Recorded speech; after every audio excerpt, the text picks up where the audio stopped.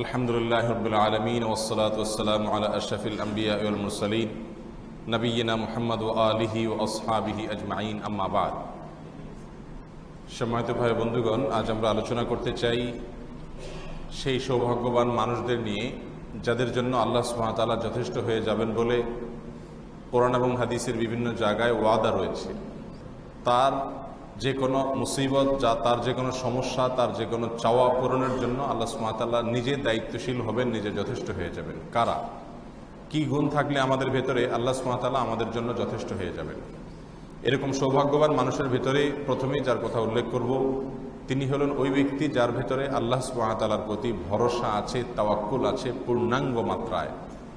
কোরআনে কারীমের সূরা তালাকের ৩ নম্বর আয়াতে আল্লাহ সুবহানাহু ওয়া তাআলা ইরশাদ করেছেন, আউযু বিল্লাহি মিনাশ শাইতানির রাজীম, ওয়া মান ইয়াতাওয়াক্কাল আলাল্লাহি ফাহুয়া হাসবুহ।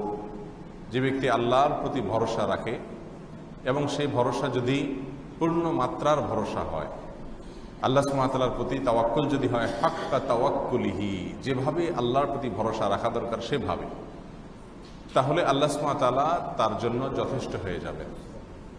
কোনো একটি মুসিবত, কোনো একটি বিপদ, কোনো একটি সমস্যা দেখা দিয়েছে, সে যদি তার সে সমস্যাকে আল্লাহর কাছে ন্যস্ত করে দেয় এবং সে যদি সম্পূর্ণরূপে মনের দিক থেকে আস্থাশীল থাকে যে আমার আল্লাহ সুবহানাহু ওয়া তাআলা, তার প্রতি আমি ভরসা করলাম, তার প্রতি আমার আস্থা আছে যে তিনি আমাকে সাহায্য করবেন, সহযোগিতা করবেন, তিনি আমাকে রক্ষা করবেন, তিনি আমাকে হেল্প করবেন, তার সাহায্যই আমার জন্য যথেষ্ট। পৃথিবীর অন্য যত উপায় এবং পদ্ধতি আছে আমার বিপদ দূর করবার জন্য, আমার সমস্যা দূর করবার জন্য, তার সবগুলোকে আমি অবলম্বন করতে পারি, কিন্তু আমার জন্য মূলত আস্থার জায়গা হবে একমাত্র আল্লাহ সুবহানাহু ওয়া তাআলা। এটাকে বলা হয় তাওয়াক্কুল করা, ভরসা করা। পৃথিবীর কোনো পাওয়ার, পৃথিবীর কোনো শক্তি যদি আমাদের সাথে থাকে, আমাদের সঙ্গে থাকে, তাহলে আমাদের এক ধরনের মনোবল চলে আসে, এক ধরনের আস্থা চলে আসে, ভরসা চলে আসে। মনে করেন কোনো একটা আইনি ঝামেলায় আপনি পড়েছেন এবং যার কাছে ঝামেলাটা, যার হাতে মামলাটা, যার হাতে, কোনো না কোনোভাবে জানতে পারলেন যে সেই লোকটা আপনার খুব কাছের মানুষ এবং তার প্রতি আপনার তার সাথে আপনার একটা বিশেষ সেতুবন্ধন আছে। এটা যদি আপনি জানতে পারেন তাহলে সেক্ষেত্রে এক ধরনের আস্থা মানসিকভাবে তৈরি হবে কি হবে না? এই সবগুলোর চাইতে একজন মুমিনের সঙ্গে তার রবের, তার সৃষ্টিকর্তার, তার মালিকের সম্পর্ক অনেক গভীর। আল্লাহ সুবহানাহু ওয়া তাআলা বান্দার জন্য যথেষ্ট হয়ে যাবেন যদি বান্দা আল্লাহর প্রতি আস্থা রাখে, ভরসা রাখে। আল্লাহর কিছু কিছু নেককার বান্দা এমন আছেন, তাদের জীবনে যত যাই হোক না কেন, পৃথিবীর কোনো বিপদ আপদ তাদেরকে দুমড়ে মুষড়ে ভেঙে ফেলতে পারে না। তারা প্রত্যেকটা বিপদেই আল্লাহর প্রতি ভরসা রাখে এবং তারা জানে যে আল্লাহ সুবহানাহু ওয়া তাআলা আমার জন্য যথেষ্ট হয়ে যাবেন। এই ব্যক্তির জন্য সত্যিই আল্লাহ তাআলা যথেষ্ট হয়ে যান, যিনি আল্লাহর প্রতি কি রাখেন? আস্থা এবং ভরসা রাখেন। আল্লাহর প্রতি ভরসা এবং আস্থার একটি আলামত হলো কোনো কিছুতে তারা বিচলিত হয়ে পাগল পরা হয়ে যান না। যত বড় মুসিবত আর বিপদ আসুক না কেন, যেন তার একটা বড় আস্থা এবং খুঁটির জোর আছে, এই কথা মনে করে সে অনেকটা স্বাভাবিক থাকার চেষ্টা করে। এটা হলো আল্লাহর প্রতি যে তাওয়াক্কুল আছে তার একটা নমুনা, তার একটা আলামত। আল্লাহ সুবহানাহু ওয়া তাআলা আমাদের সকলকে আল্লাহর প্রতি তাওয়াক্কুলকে পরিপূর্ণরূপে নিজেদের ভেতরে ধারণ করার তৌফিক দান করুন। নাম্বার 2, দ্বিতীয়ত যে ব্যক্তিকে আল্লাহ সুবহানাহু ওয়া তাআলা যে ব্যক্তির জন্য যথেষ্ট হয়ে যাবেন, তিনি হলেন ওই ব্যক্তি যিনি আল্লাহ সুবহানাহু ওয়া তাআলাকে সন্তুষ্ট করতে গিয়ে অনেক মানুষকে অসন্তুষ্ট করে ফেলেছেন। অনেক মানুষের অসন্তুষ্টিকে তিনি বরণ করে নিয়েছেন, সাদরে গ্রহণ করে নিয়েছেন, শুধু কাকে সন্তুষ্ট করবার জন্য? আল্লাহ সুবহানাহু ওয়া তাআলাকে সন্তুষ্ট করবার জন্য। এই ব্যক্তিকে আল্লাহ সুবহানাহু ওয়া তাআলা বিপদ থেকে রক্ষা করেন, এই ব্যক্তিকে আল্লাহ সুবহানাহু ওয়া তাআলা হেফাজত করেন এবং তার জন্য আল্লাহ যথেষ্ট হয়ে যান। মাওয়ারিদুজ জামআনে এ বিষয়ে একটি হাদিস বর্ণিত হয়েছে, আমাদের আয়েশা রাদিয়াল্লাহু তাআলা বর্ণনা করেছেন যে নবী সাল্লাল্লাহু আলাইহি ওয়াসাল্লাম ইরশাদ করেছেন, মান আরদাল্লাহা বিসাখতিন নাসি কাফাহুল্লাহ। যে ব্যক্তি মানুষকে অসন্তুষ্ট করে হলেও আল্লাহকে সন্তুষ্ট করেছেন, এই ব্যক্তির জন্য আল্লাহ সুবহানাহু ওয়া তাআলা যথেষ্ট হয়ে যাবেন। এরকম বহু পরিস্থিতি আমাদের জীবনে হয় কি হয় না, যে এই কাজটি আমি যদি করি তাহলে আল্লাহ সন্তুষ্ট হবেন, কিন্তু আমার প্রিয়জনদের অনেকে কি হয়ে যাবে? অসন্তুষ্ট হয়ে যাবে।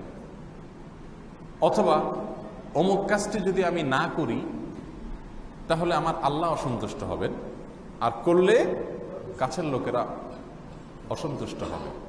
তো আমি আল্লাহর অসন্তুষ্টিকে যদি গুরুত্ব দিয়ে আল্লাহর সন্তুষ্টি অর্জনের পথে হাঁটি, সেক্ষেত্রে দেখা যায় কাছের লোকেরা অনেক সময় নাখোশ হয়ে যায়। এই নাখুশিকে যদি কেউ সহ্য করে নেয় আল্লাহর সন্তুষ্টির বিপরীতে, তো আল্লাহ সুবহানাহু ওয়া তাআলা ওই ব্যক্তিকে হেফাজতে রাখেন এবং আল্লাহ তাআলা তার জন্য যথেষ্ট হয়ে যান। আল্লাহ তাআলা আমাদের সবাইকে সেই গুণটি অর্জন করার তৌফিক দান করেন। আর এর বিপরীতে নবী সাল্লাল্লাহু আলাইহি ওয়াসাল্লাম ইরশাদ করেছেন, ওমান আসখাতাল্লাহা বিরদান নাস, যে ব্যক্তি মানুষকে খুশি করতে গিয়ে আল্লাহকে নারাজ করে, মানুষকে খুশি করতে গিয়ে তার রবকে নারাজ করে, তার সৃষ্টিকর্তাকে নারাজ করে, তার পালনকর্তাকে নারাজ করে, যার হাতে সবকিছু তাকে নারাজ করে, ওয়াকালাহুল্লাহু ইলান নাস, এই ব্যক্তিকে আল্লাহ সুবহানাহু ওয়া তাআলা মানুষের কাছে ন্যস্ত করে দেন, মানুষের কাছে ন্যস্ত করে দেন। মানুষের কাছে ন্যস্ত করে দিলে কি হবে? ওই ব্যক্তির জন্য কোনো হেফাজতকারী আর থাকলো না, আল্লাহ সুবহানাহু ওয়া তাআলা তার জিম্মাদারি আর নেন না। অতএব আমাদের জীবনে এই ধরনের সিচুয়েশন, এই ধরনের পরিস্থিতি প্রায় হয় যে আমরা আল্লাহর সন্তুষ্টির পথ অবলম্বন করলে মানুষ অসন্তুষ্ট হয়ে যাচ্ছে। মানুষ অসন্তুষ্ট হোক, কিন্তু আমরা মালিককে অসন্তুষ্ট করব না। ইমানের এই পাওয়ার যদি অর্জন করা যায় এবং এভাবে যদি দৃঢ়তার সাথে সিদ্ধান্ত গ্রহণ করা যায়, তো আল্লাহ সুবহানাহু ওয়া তাআলা ওই যে মানুষ অসন্তুষ্ট হয়েছে এর ফলে যদি আপনার কোনো ক্ষয়ক্ষতি হয়, তো আল্লাহ সুবহানাহু ওয়া তাআলা আপনার জন্য কি হয়ে যাবেন? যথেষ্ট হয়ে যাবেন।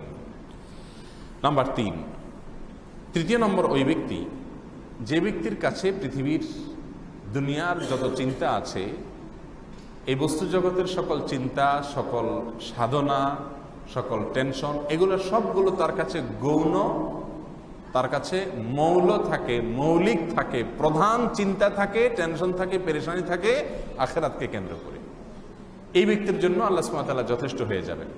এবং এর সম্পর্কে ইবনে মাজাহ বর্ণিত হয়েছে, নবী সাল্লাল্লাহু আলাইহি ওয়াসাল্লাম ইরশাদ করেছেন, মান জাআলাল হুমুমা হাম্মান ওয়াহিদা হাম্মা আখিরাতিহি কাফাহুল্লাহু হাম্মা দুনিয়া, যে ব্যক্তি তার সকল টেনশন একটি বিষয়কে কেন্দ্র করে তার থাকে, তার অন্য কোনো টেনশন আর খুব বড় টেনশন না, তার সকল টেনশন কোনটাকে ঘিরে থাকে? একটি বিষয়কে ঘিরে থাকে, আর সেটা হলো আখিরাতের টেনশন। দুনিয়ার টেনশনকে যে টেনশন মনে করে না, দুনিয়ার টেনশনকে যে গৌণ মনে করে, আল্লাহ সুবহানাহু ওয়া তাআলা তার দুনিয়ার টেনশন এমনিতেই দূর করে দেন।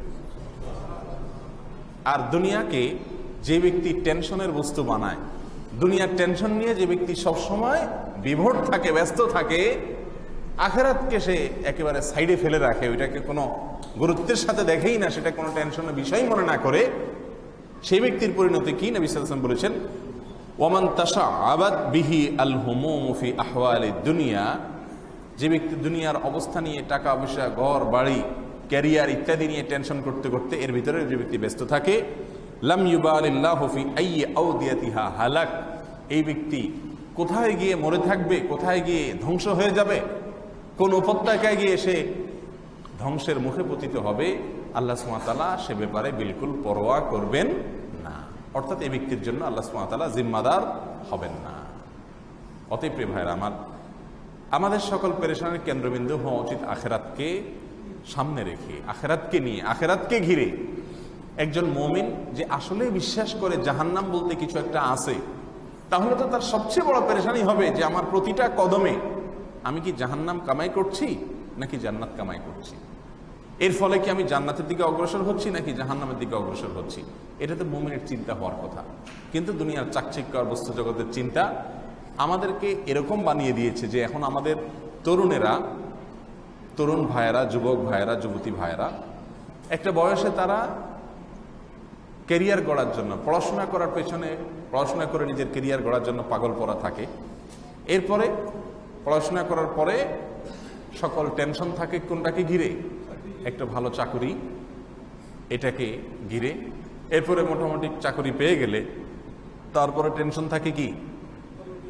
একটা সুন্দর বিয়ে শাদী করা, ভালো করে যাওয়া। সেজন্য কোন রকম একটা ভালো মেয়ে যদি বিয়ে করা যায়, আল্লাহ ব্যবস্থা করে দেন। এরপরে টেনশন থাকে কোনটাকে ঘিরে? এরপরে ছেলে মেয়ে আসবে, ভবিষ্যৎ জেনারেশন আছে, বিয়ে শাদী যেহেতু হয়েছে, একটা ঘর বাড়ি দরকার, একটা ফ্ল্যাট দরকার, একটা প্লট দরকার, এটাকে নিয়ে পেরেশান থাকে। এরপরে ছেলে মেয়ে বড় হয়ে গেলে আবার ছেলের বিয়ে, মেয়ের বিয়ে, তাদেরকে পড়ালেখা করানো, ছেলেকে ভালো জায়গায় চান্স করায় দেওয়া, মেয়ের ভালো জায়গায় চান্স হলো কি হলো না। একটা গড্ডালিকার ভেতরে আমরা সারাটা জীবন কাটিয়ে দেই কি দেই না? এগুলো করতে করতে করতে করতে মালাকুল মউত হাজির হয়ে যায়, আর আমরা সাড়া দিয়ে অজানার উদ্দেশ্যে পাড়ি দেই, আর কোনোদিন ফিরে আসার সুযোগ থাকে না। সবকিছুই আপন অবস্থায় পড়ে থাকে, স্ত্রী, সন্তান, পরিবার, সম্পদ সব পড়ে থাকে, কিন্তু আমাকে চলে যেতে হয়। তো বুদ্ধিমান ব্যক্তি তো সে যে তার গন্তব্য নিয়ে তার শেষ টার্গেট থাকবে জান্নাতকে কেন্দ্র করে, জাহান্নামকে কেন্দ্র করে, আখিরাতকে কেন্দ্র করে, যে আমি শেষে কোথায় যাচ্ছি কি যাচ্ছি না, সেটা হবে তার বড় টেনশন। যদি সেটাকে বড় টেনশন বানায়, তার সব কিছুতে যদি আখিরাত সবচেয়ে বড় টার্গেট হয়, বড় টেনশন এবং চিন্তার বস্তু হয়, তো আল্লাহ সুবহানাহু ওয়া তাআলা তার দুনিয়ার সবকিছুকে এমনিতেই কি করে দিবেন? সহজ করে দিবেন। সহজ হয়েও যাবে, কারণ আখিরাতটা যার কাছে বড় হবে, দুনিয়াতে কি পেল না, কি এলো না, এটা তার কাছে কোনো ম্যাটার হবে না। আল্লাহ তাআলা আমাদের সকলকে সেরকম ঈমানি শক্তি দান করুন। তাহলে তৃতীয় ব্যক্তির কথা আমরা পেয়ে গেলাম, যে ব্যক্তি তার সকল পেরেশানি আখিরাতকে কেন্দ্র করে সে লালন করে, ধারণ করে, আল্লাহ সুবহানাহু ওয়া তাআলা তার দুনিয়ার পেরেশানির জন্য যথেষ্ট হয়ে যাবেন ইনশাআল্লাহ। প্রিয় ভাইরা আমার, ঠিক তেমনি ভাবে নবী আলাইহিস সালামের আরো একটি হাদিস রয়েছে, মুসনাদ আহমদে বর্ণিত হয়েছে। তিনি বলেছেন, ওমানিস্তাকফা কাফাহুল্লাহ, ওই ব্যক্তির জন্য আল্লাহ সুবহানাহু ওয়া তাআলা যথেষ্ট হয়ে যাবেন যে ব্যক্তি আল্লাহর কাছ থেকে পাওয়াটাকেই যথেষ্ট মনে করবে। যে ব্যক্তির কাছে যথেষ্ট হবে, কার কাছ থেকে পাওয়া? আল্লাহর কাছ থেকে পাওয়া। আশ্রয় চাওয়া হতে পারে, বিপদ মুক্তি হতে পারে, যে কোনো সমস্যার ব্যাপারে সে যদি মনে করে এবং সে যদি চায় যে আল্লাহ আমার জন্য যথেষ্ট হবেন, তাহলে সত্যিই আল্লাহ তার জন্য কি হবেন? যথেষ্ট হবেন। আর যদি সে মনে করে আরে আল্লাহও লাগে ইল্লাও লাগে, আছে না এরকম চিন্তা আমাদের সমাজে, যে আগে আল্লাহ পাশে তুমি, হ্যাঁ, আল্লাহও লাগে ইল্লাও লাগে, এই টাইপের কথাবার্তা আমরা শুনি না? মানে আল্লাহ একা পারে না, নাউজুবিল্লাহ, এই জন্য আল্লাহও লাগে, সাথে আবার কি লাগে? ইল্লাও লাগে। আগে আল্লাহ আছেন, আবার পাশে তুমিও আছো, দুইটা মিলে আমার কাজ উদ্ধার হবে, এরকম চিন্তা আছে না আমাদের? অথচ প্রকৃত মুমিন যে, সে কখনো আল্লাহর সঙ্গে এভাবে ছোট শিরক যেগুলো সেগুলোও করবে না। সে মনে করবে যে আল্লাহ সুবহানাহু ওয়া তাআলা যথেষ্ট, তিনি কিভাবে উদ্ধার করবেন তিনি ভালো জানেন, এমন কোন পদ্ধতি আবিষ্কার করে দিবেন যেখান থেকে তিনি উদ্ধার করবেন আমার কল্পনাও হয়তো ছিল না। অতএব যে ব্যক্তি আল্লাহকেই যথেষ্ট মনে করবে, আল্লাহ সুবহানাহু ওয়া তাআলা সত্যিই তার জন্য কি হয়ে যাবেন? যথেষ্ট হয়ে যাবেন। আল্লাহ তাআলা আমাদের সকলকে সেরকম ঈমানি শক্তি দান করুন। প্রিয় ভাইরা আমার, এরপরে আরো এক ব্যক্তি যার জন্য আল্লাহ সুবহানাহু ওয়া তাআলা যথেষ্ট হয়ে যাবেন, তিনি হলেন ওই ব্যক্তি যিনি সকাল এবং সন্ধ্যায় 7 বার করে একটি দোয়া পড়েন। আর দোয়াটি হলো সূরা তাওবার শেষ আয়াতে, হাসবিয়াল্লাহু লা ইলাহা ইল্লাহু আলাইহি তাওয়াক্কালতু ওয়া হুয়া রাব্বুল আরশিল আযীম। এই হাসবিয়াল্লাহু লা ইলাহা ইল্লাহু আলাইহি তাওয়াক্কালতু ওয়া হুয়া রাব্বুল আরশিল আযীম, এই দোয়া যদি কেউ সকালে 7 বার পড়েন তাহলে সারা দিনের জন্য, আর যদি সন্ধ্যায় 7 বার পড়েন তাহলে সারা রাতের জন্য আল্লাহ সুবহানাহু ওয়া তাআলার দুনিয়া এবং আখিরাত সকল টেনশনের জন্য যথেষ্ট হয়ে যাবে। একটু চিন্তা করে দেখেন তো, এই যতগুলো বললাম এর ভিতরে এটা হলো সবচাইতে বড়, যে দুনিয়া এবং আখিরাত উভয় জগতের সকল পেরেশানির জন্য আল্লাহ সুবহানাহু ওয়া তাআলা যথেষ্ট হয়ে যাবেন যদি সে কি করে?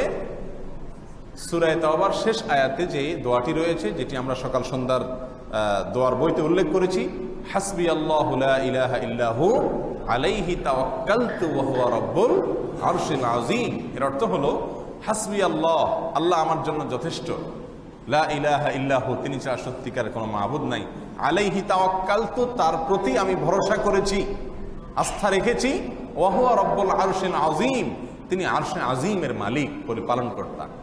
এই বাক্যগুলো যে 7 বার উচ্চারণ করে, এই স্বীকারোক্তি মুখ দিয়ে যে 7 বার দেয় সকালে তার সারা দিনের জন্য, আর যে 7 বার উচ্চারণ করে সন্ধ্যায় তার সারা রাতের জন্য, আল্লাহ সুবহানাহু ওয়া তাআলা দুনিয়া আখিরাত সবগুলোর জন্য কি হয়ে যাবেন? যথেষ্ট হয়ে যাবেন। এবং এই বিষয়ে সুনানে আবু দাউদে হাদিস বর্ণিত হয়েছে।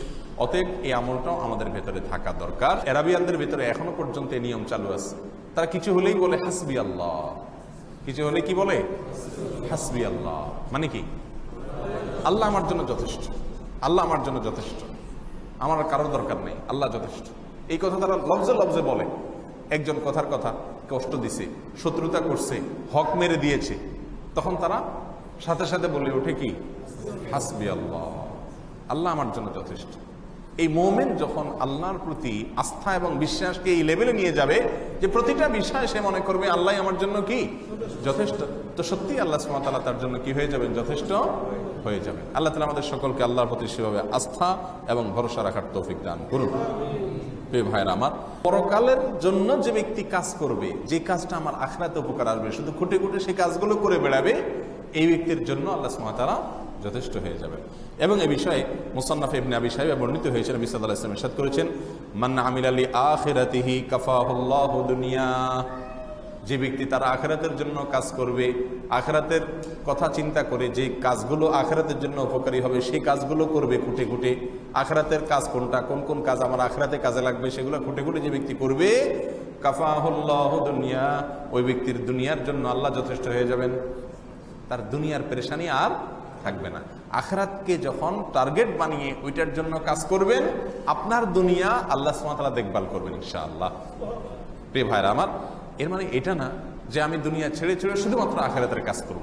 একটু আগেও আমরা বলেছি ইসলামে কোনো বৈরাগ্যতার অবকাশ নাই। দুনিয়ার কাজ করব আমি, কিন্তু খুঁটে খুঁটে সবচেয়ে গুরুত্বের সাথে বেশি পরিমাণে করব আমার আখিরাতের জন্য কাজ, আমল, নেকামল। সেটা যদি আমরা করতে থাকি তো দুনিয়ার কাজগুলোকে আল্লাহ সুবহানাহু ওয়া তাআলা সমাধা করে দিবেন। এবং নবী সাল্লাল্লাহু আলাইহি ওয়াসাল্লাম আরো বলেছেন, ওয়ামান আসলাহা ফীমা বাইনাহু ওয়া বাইনাল্লাহি কাফাল্লাহুন নাস। যে ব্যক্তি তার এবং আল্লাহর মধ্যকার সম্পর্কটাকে নির্ভেজাল করতে পেরেছে, সংশোধন করে নিতে পেরেছে, ওই ব্যক্তিকে আল্লাহ সুবহানাহু ওয়া তাআলা মানুষের সঙ্গে তার যত রকমের সমস্যা আছে সবগুলোর জন্য আল্লাহ যথেষ্ট হয়ে যাবেন। একটু চিন্তা করি, যদি আল্লাহর সাথে আমার সম্পর্কটা যদি ক্লিয়ার থাকে, ভেজাল না থাকে, পরিষ্কার থাকে, পরিচ্ছন্ন থাকে, তাহলে আমাকে আল্লাহ সুবহানাহু ওয়া তাআলা এই নেয়ামত দিবেন যে মানুষের সাথে আমার যত ব্যাপার স্যাপার আছে সেগুলোর জন্য আল্লাহ সুবহানাহু ওয়া তাআলা সাফিসিয়েন্ট হয়ে যাবেন। দেখুন, আল্লাহর সঙ্গে নির্ভেজাল হয়ে যাওয়া, আল্লাহর সঙ্গে আমাদের সম্পর্ককে পরিচ্ছন্ন করার মানেটা কি? মানে হলো, কথার কথা একটা গুনাহ হয়ে গেছে, একটা ভুল আপনার দ্বারা হয়ে গেল, আপনি সঙ্গে সঙ্গে আল্লাহর সঙ্গে আপনার একটা দূরত্ব হয়ে গেল কি হয়ে গেল না? আল্লাহ একটা নাফরমানি হওয়ার কারণে আল্লাহ থেকে কিছুটা দূরে সরে গেলাম কি গেলাম না? এর সঙ্গে সঙ্গে আল্লাহ সুবহানাহু ওয়া তাআলার দিকে ধাবিত হয়ে আল্লাহর সাথে মুনাজাত করা। ওই যে মুনাজাত মানে কি? কানাঘুষা করা, আল্লাহকে বলা, আল্লাহ আমি সরি, আল্লাহ আল্লাহ আমার দ্বারা ভুল হয়ে গেছে, আল্লাহ আমি লজ্জিত, আল্লাহ এই অবস্থা আমার মৃত্যু হলে আমার আর কোনো উপায় নাই, আল্লাহ আল্লাহ তোমার নুন খাই, তোমার নেয়ামতের ভিতরে ডুবে আছি, এরপরে নিব খারাপই করছি, আল্লাহ তুমি মাফ করে দাও, তুমি রহিম, তুমি গফুর, তুমি সত্তার, তোমার এই গুণগুলো তুমি ঘোষণা দিছো আল্লাহ, তোমার এই গুণবাচক নামের উপরে আমার আস্থা আছে, তুমি সত্যিই ক্ষমাশীল, তুমি অনেক মানুষকে ক্ষমা করেছো, আমাকেও ক্ষমা করো। আল্লাহর সঙ্গে ওই যে সম্পর্ক একটু নষ্ট হলো সেটাকে ক্লিয়ার করে ফেলবে। এইভাবে যে ব্যক্তি আল্লাহর সঙ্গে তার সম্পর্ককে সবসময় পরিষ্কার রাখবে, আল্লাহর সঙ্গে সম্পর্কের ভিতরে কোনো ভেজাল রাখবে না, এটাকে পরিচ্ছন্ন রাখবে, আল্লাহ তাআলা দুনিয়াবী বিষয়ে মানুষের সাথে তার যত ভেজাল আছে সেগুলোর জন্য যথেষ্ট হয়ে যাবে ইনশাআল্লাহ। প্রিয় ভাইরা আমার, সেই সাথে নবী সাল্লাল্লাহু আলাইহি ওয়াসাল্লাম আরো বলেছেন, ওয়ামান আসলাহা সারীরাতাহু আসলাহাল্লাহু আলানিয়াতাহ। যে ব্যক্তি তার ভেতরকে সংশোধন করে নিবে, আল্লাহ তাআলা তার বাহিরকেও সংশোধন করে দিবেন। ভেতরটাকে যে ব্যক্তি কি করবে? সংশোধন করবে, পরিচ্ছন্ন করবে, পবিত্র করে ফেলবে।